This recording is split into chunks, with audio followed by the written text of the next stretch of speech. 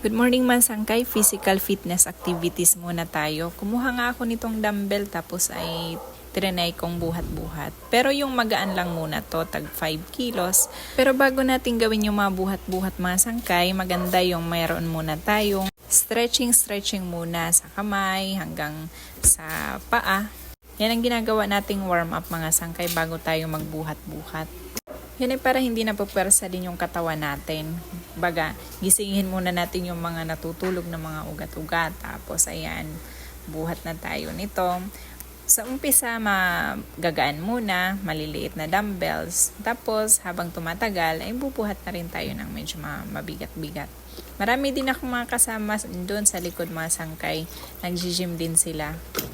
Tapos niyan, yung tuhod-tuhod natin, kailangan din natin yan i-warm up. Stretching din muna. Ganun lang mga sangkay.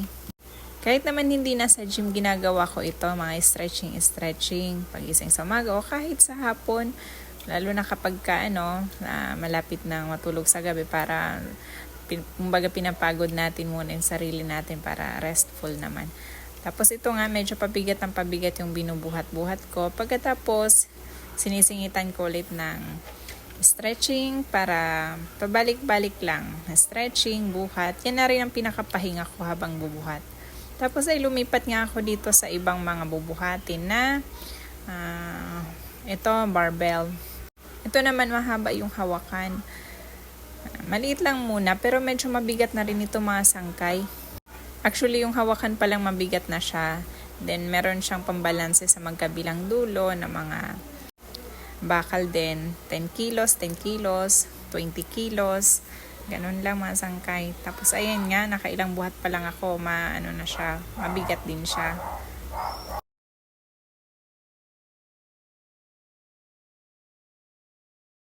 Pagkatapos ay tinuloy-tuloy ko na lang mga sangkay, halos naman sinubukan ko lahat dito. Tara, samahan niyo ako mag-exercise.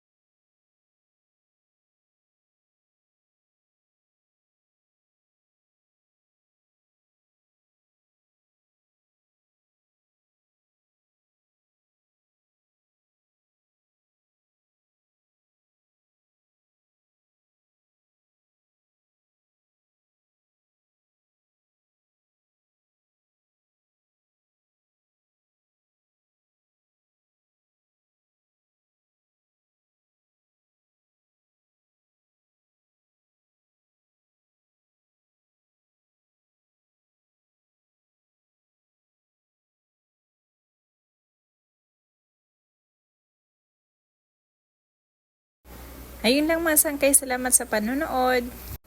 Like and follow for more videos. Bye-bye!